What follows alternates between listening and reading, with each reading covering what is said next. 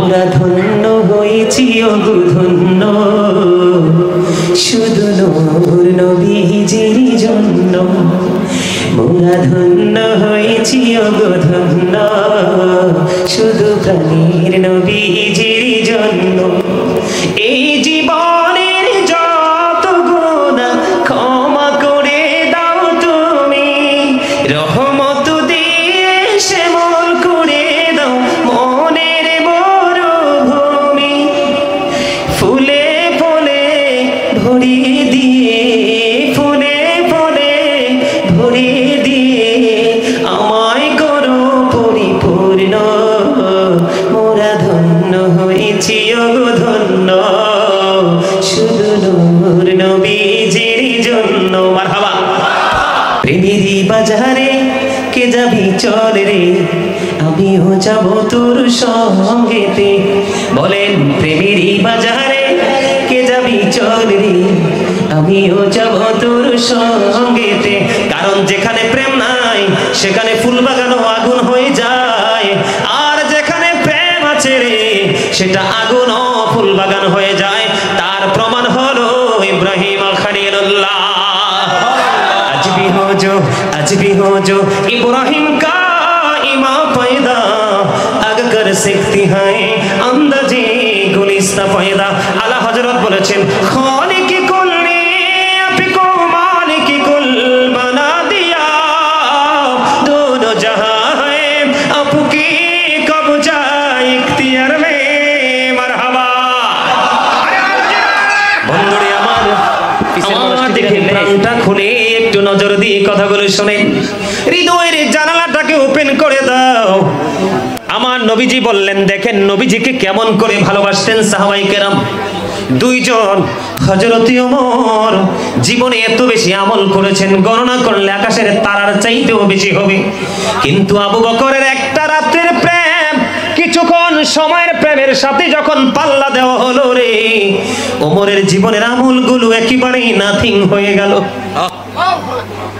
একদিন হযরত ওমর, আবারও হাত জোর করে অনুরোধ করছি, রিজার্ভ বাজারে এসেছিলাম, আপনাদের এখান থেকে 4 গুণ বেশি ছিল মানুষ, কিন্তু মানুষগুলোর মধ্যে এত গরম ছিল। ওখানে ছিলেন কেউ এমন আসেননি? এখানে প্রচন্ড গরম ছিল, কিন্তু মানুষগুলো গরমে আছে না নরমে আছে বোঝা যায়নি। শুহাদায়ে কারবালার আলোচনা করেছিলাম, ঠিক কিনা বলেন? মানুষের এত আদব, সেই আদব দেখে আর হারুন ভাইয়ের সাথে হচ্ছে আমার পার্সোনাল একটা রিলেশনশিপ। উনি যখন ফোন দিল, বন্ধু চলে আসলাম। আমি আপনাদেরকে বলি, আমি বেশিক্ষণ আলোচনা করব না। যারা নবীর প্রেমিক তারা যাওয়ার পরে মিস করবেন যে হুজুর যদি আরেকটু ওয়াজ শোনাইতো, ঠিক না? আর যারা নবীর সাথে প্রেম করতে পারেনি তারা বলে আধা ঘন্টা আগে ছেড়ে দিলে ভালো হতো। এরকম না বিষয়টা? দেখেন তাদের মর্যাদা এমনি এমনি বাড়ে নাই বন্ধু। হযরত ওমর তিনি বললেন, আমার নবী বলেছে দানের জন্য। আমার জীবনে কোনোদিন আমি আবু বকরকে কোনো কাজে আমি হারাতে পারিনি, কোনোদিন আমি আবু বকরকে অতিক্রম করে যেতে পারিনি। আমার নবী যেহেতু আজকে আমাকে দানের কথা বলেছে, আমার কাছে মোটামুটি ভালো দৌলত আছে, আমি দান করে দিব। হাদিস শরীফ থেকে বন্ধু প্রমাণিত হয়ে গেল। এবার হযরত ওমর ওনার যে সম্পদ যা ছিল তা নিয়ে আসছে। আমার নবীজি ডাক দিয়ে বললেন, ওমর তুমি তোমার ফ্যামিলির জন্য কতটুকু রেখে এসেছো? ইয়া রাসূলুল্লাহ, ইয়া হাবিবাল্লাহ, নবী গো, আমি এখানে যতটুকু নিয়ে এসেছি তার অর্ধাংশ আমার ফ্যামিলি পরিবারের জন্য নিয়ে রেখে এসেছি। এবার আবু বকরকে ডাক দিলেন, আবু বকর, ও আবু বকর আপনি কতটুকু নিয়ে এসেছেন? ইয়া রাসূলুল্লাহ, ইয়া হাবিবাল্লাহ, নবী গো, ও প্রাণের নবী গো, আমার যা ছিল আমি সব নিয়ে আসছি নবী। এবার আবু বকর একটা ডাক দিয়ে বললেন, আবু বকর রে, তুমি তোমার ফ্যামিলির জন্য কি রেখে এসেছো? এবার আবু বকর একটা প্রাঞ্জল ভাষায় ডাক দিয়ে বললেন, নবী, নবী গো, আমার যা ছিল আমি সবটুকু নিয়ে এসেছি। আমি আমার ফ্যামিলির জন্য আল্লাহ এবং আল্লাহর হাবিবকে রেখে এসেছি। জোরে জোরে বলেন না সুবহানাল্লাহ। এবার ওমরের হৃদয়ের মধ্যে আরো বেশি রক্তক্ষরণ শুরু হয়ে গেল রে। ওমর ডেকে ডেকে বলে, হায় রে আল্লাহ, জীবনে কোনোদিন আবু বকরকে হারাতে পারলাম না, আমি মনে করেছি আবু বকরকে হারাতে পারবো, আল্লাহ গো আজকেও আমি আবু বকরকে হারাতে পারলাম না, মনে হয় জীবনে আর কোনোদিন এটা সম্ভব হবে না। আমার নবীজি আরো বলেছেন, আমার জীবনে ইসলামের জন্য আবু বকরের দৌলত যত উপকারে লেগেছে আর কারো দৌলত এত উপকারে লাগেনি। এবার আবু বকর একটা ডাক দিয়ে বললেন, ইয়া রাসূলুল্লাহ, নবী গো আমার ধন সম্পদ সন্তান সন্ততি নয়, আমার জানটাও আপনার জন্য প্রস্তুত। আপনারা জানেন আজকে মাহফিলে এসেছেন, আমরা সবাই জানি আজকে মাহফিলে এসেছি, কিন্তু মূলত বন্ধু মাহফিল তো নয়, আমরা এসেছি আল্লাহর দিকে। কার দিকে? জিকিরের মজাটা কত দেখেন। নবীজি হাদিস শরীফের মধ্যে বসেছে জান্নাতের মেহমানদের জন্য জান্নাতি খাবার। এদিক দিয়ে আল্লাহ কোরআনে বলতেছে, এটা আমার হাবিব বলেছে তোমাদের জান্নাতি খাবার। আসলেই তো জান্নাতি খাবার। প্রতিদিন একটা মানুষের দুই ধরনের খাবার সংগ্রহ করতে হয়, একটা হলো দেহের খাবার আর একটা হলো রুহের খাবার। দেহের খাবার পৃথিবীর সব জায়গায় গেলে খুঁজে খুঁজে পাওয়া যায়, কিন্তু রুহের খাবারের জন্য এইরকম জলসা খুঁজে বের করতে হয়। কথা বলেন না কেন? দেখেন কত মজা। আল্লাহর হাবিব জানিয়ে দিয়েছে, বুখারী শরীফের মধ্যে এসেছে হাদিস খানা। হাদিসের রাবী হলেন হযরত আবু হুরায়রা রাদিয়াল্লাহু তাআলা আনহু। আমার নবী, আপনার নবী, তিনি জানিয়ে দিয়েছে উম্মত, কেউ যদি আল্লাহর জিকির করতে করতে আল্লাহর দিকে এক বিঘত পরিমাণে এগিয়ে আসে, আল্লাহ তার দিকে এক গজ পরিমাণে এগিয়ে আসে। কেউ যদি এক হাত পরিমাণে এগিয়ে যায়, আল্লাহ তার দিকে দুই হাত পরিমাণে এগিয়ে আসে। কেউ যদি আল্লাহর দিকে হেঁটে হেঁটে যায় রে, আল্লাহর হাবিব জানিয়ে দিয়েছে আল্লাহ রাব্বুল আলামিন তার দিকে দৌড়ে চলে আসে। তাহলে এখানে বসে বসে জিকির করব নাকি আমরা মন গড়া কথা বলবো? জিকির করব, শুধু মন দিয়ে শুনবো, ব্রেইনে বন্ধ সেটআপ দিব, আগামী কাল থেকে বাস্তবায়ন করতে থাকবো। আমার মিশন হলো আজকে বন্ধু ঈমান। কি? আরো জোরে বলেন। নবীকে ভালোবাসা ফরজ, নবীকে কষ্ট দেওয়া কুফরি।